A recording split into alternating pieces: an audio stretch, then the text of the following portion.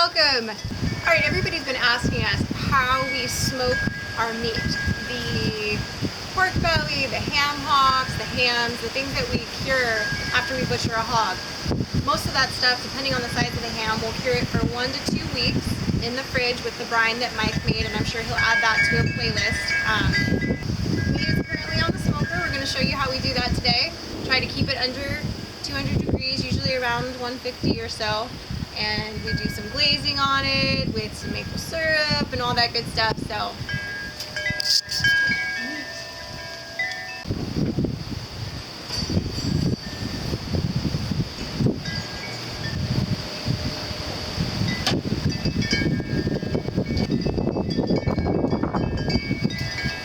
I get the coals hot in here so that I can clean the grill off, and then I'm going to push them off into the side box because I don't want any direct heat underneath of my pork bellies. Put my what these guys here are going to do is suck some of that smoke over into the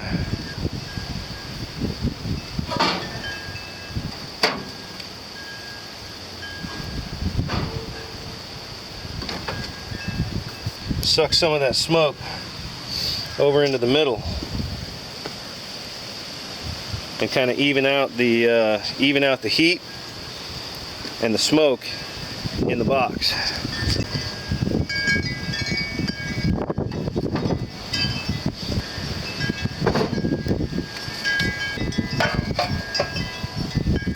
Got some fresh cut rosemary here. Put this into my pan and add water.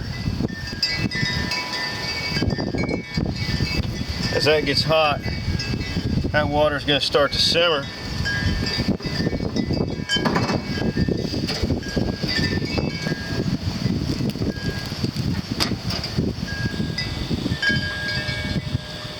So today, I don't know if you can tell, it's died down a little bit, but it was super windy all day. We've got a really strong Santa Ana coming through. It was so windy, in fact, that if you look behind me, there is a downed pine tree. We were supposed to cut that pine tree down because it was dead. It was on our list of things to do. Today, the wind took care of that for us and downed the tree, so now all we have to do is cut it up. But we are still smoking meat today.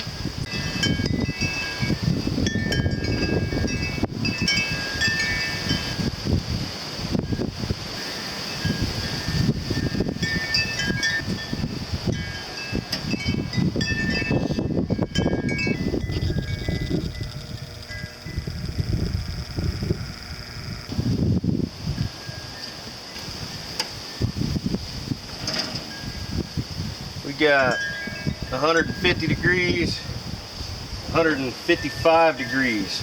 That's pretty consistent right there. That's looking good. A bit of Applewood here. Get that on there to start smoking. Close it up.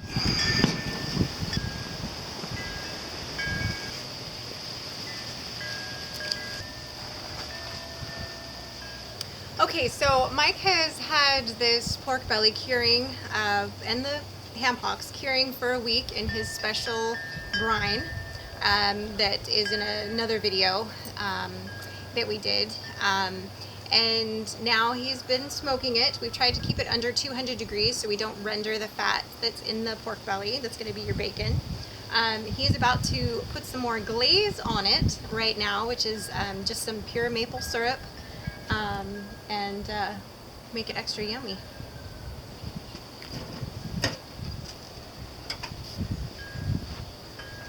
There we go. Some nice pork belly right here. And the 3 ham hocks. The ham hocks are great.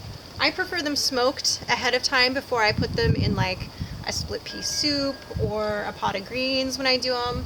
This is how I like to have them cured and smoked first. You don't have to do that, but it really kicks up the flavor profile on your split pea soups, your pot of greens, anything else that you want to add it to. You do like a tri-bean salad or something and cut up some of the ham, or the ham hock rather, and put it in there. Makes it really good. That's great for potlucks and stuff too. It's always a crowd pleaser.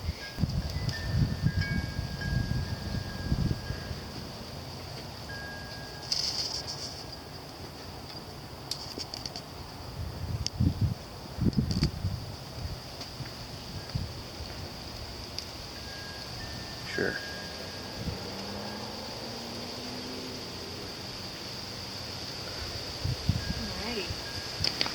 So I wanted to go get the brush and do it, but Mike likes to touch his meat. So he's gonna do it with his hand. And he's gonna just rub that right into the meat. Again, the grill is under 200. I'm not sure, I can't read the Yeah, gauge what's that from say here. there? That says 150. I think, yeah, 150 right now. So it's not too hot to be sticking your hand in there and rubbing your meat. You know, a lot of people like to use honey glazed ham. Everybody's had those. I'm telling you, there's something about the maple syrup on the belly when you slice this bacon, and it's got that maple syrup kind of embedded in it. It's a game changer. It's a game changer. It really is. Yeah, especially after you've brined it yourself and everything. I mean, now you can go get your own cuts from a butcher and do this, but if you're lucky enough to be able to raise your own meat, raise it up right, butcher it yourself, and have total control over the whole process, you're gonna have some real quality cuts of meat out of it. And you will taste the difference, I promise you. It is night and day. It's like you've had meat for the first time. We've had friends over and done pork shoulders and bacon and stuff out of our pigs, and they're like, oh my God, this is like, I've never eaten meat before. After it smokes on there a little bit more, a lot of this maple syrup is just going to kind of drip down into the bottom of the barbecue. Some of it's permeating into that meat and mixing with the smoke. I'm going to get another piece of, got some Applewood here. And so I'm doing a combination of Applewood and rosemary.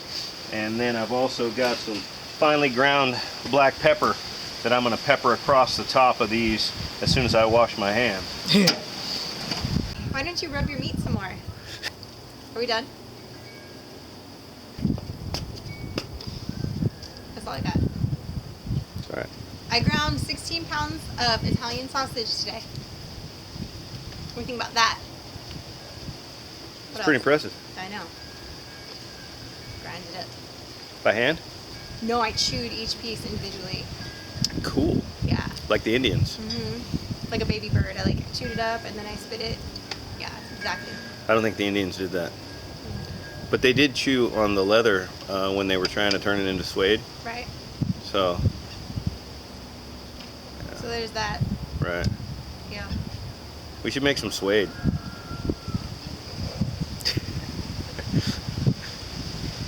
We should kill something, tan its hide, and then chew on that tanned hide until we make a pair of boots. Yeah, no. Actually, I think my Indian name would be White Claw. Wait, you so popular, you gotta check this out right now. Yeah, it was a YouTube comment that said more bikini videos, please. It's winter, people. It's winter. Winter is not coming. Winter's here. Although anybody that's looking at this right now, it does not look like winter. We are having an unseasonably warm week and an unseasonably crazy Santa Ana this week, and hence the down tree. So I'm gonna whittle myself a canoe later. That's gonna be my Indian middle name, Whittles Canoe. White Claw whittles canoe, wind blows in her hair. Yeah. That's it. And that was so not politically correct. That's okay. Are we supposed to be a politically correct channel? Well, you're like this much Native American, so, and I'm married to you, so. I went through all 4 openings of the Nez Perce sweat house, and it was brutal, and I think probably dangerous. You probably were just tripping on peyote and didn't know. Well, there were rocks in the middle that were red hot, and then there was water that was being thrown on them and making steam, and then there were random herbs that were also being thrown on them and making smoke. And I think that I might have come close to heat exhaustion in there because each opening was a long time. In between the opening, rather. It was after the house burned, I think, when we we went back to Idaho, and I went to spend some time with Rex, my Uncle Rex, whose mom, he would be my biological father's brother. And their mother, Grandma Betsy, married into the Nez Perce tribe. So, what little itty bitty bit of Indian that I do have in me is not even Nez Perce, but I did live on the Nez Perce reservation as a child. So they have there is the Great Spirit, but then there's also all these, there's the wind god and the spirit of the trees and all these things, and they pay tribute to them when they're doing the sweat house with tobacco. Tobacco's like a big thing. Like they had this little tree outside, and they would put all these things having to do with tobacco hanging on this like little tribute tree. And I think that if I went now as a grown-up, I would probably understand a lot more and appreciate it more. As a kid, I was trying to do what I thought would make my Uncle Rex think I was cool. I remember laying on the ground inside this thing, which was covered with furs and stuff, and I was trying to find a spot along the corner where I could breathe air from the outside because it was so freaking hot in there. But I didn't find any. Well, you're probably high as a kite at that point too. Yeah, I don't know what they were. Trails and stuff. Yeah, there was visions and stuff. Yep. Which now I understand the whole like spirit vision thing. It had a lot to do with the herbs that were getting thrown on the hot rocks. Well, yeah. But I read about it. Powder. I'm just kidding. Inconceivable! Do not think it means what you think it means. I'm looking for a six-fingered man. You have 6 fingers on your left hand. Someone was looking for you.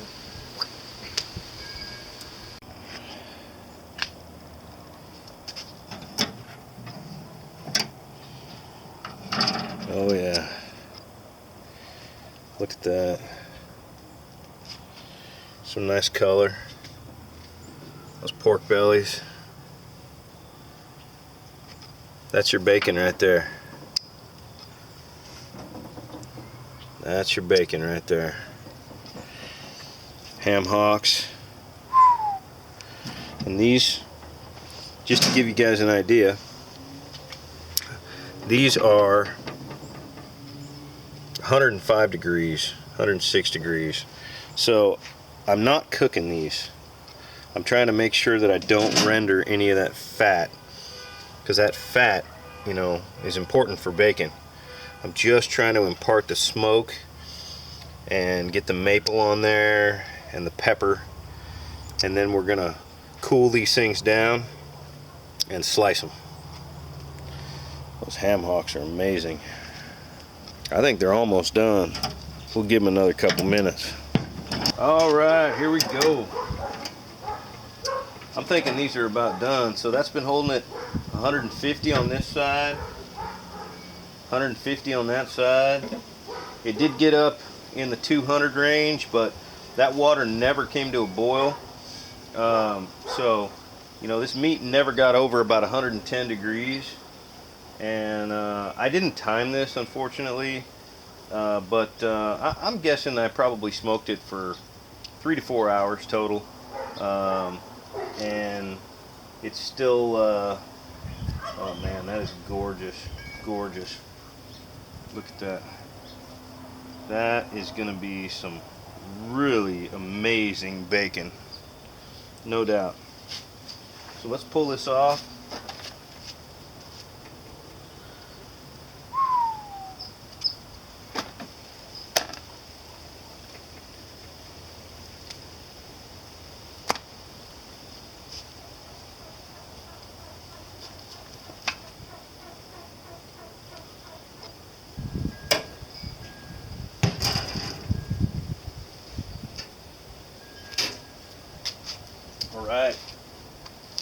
Right there, we've got 3 beautiful ham hocks smoked, and 4 slabs of pork belly. We're going to cool those down and slice them tomorrow into bacon, and we'll freeze these ham hocks and save them for you know, a pot of beans or greens or whatever. Give it a go. Alright guys, thanks for watching our video on how you smoke your meat after you've cured it. Make sure you like the video, subscribe to our channel, and click the little bell so you get the notifications when we go live and when we post new content. Cheers. Here's to more bacon. Bacon! Better than bacon right there.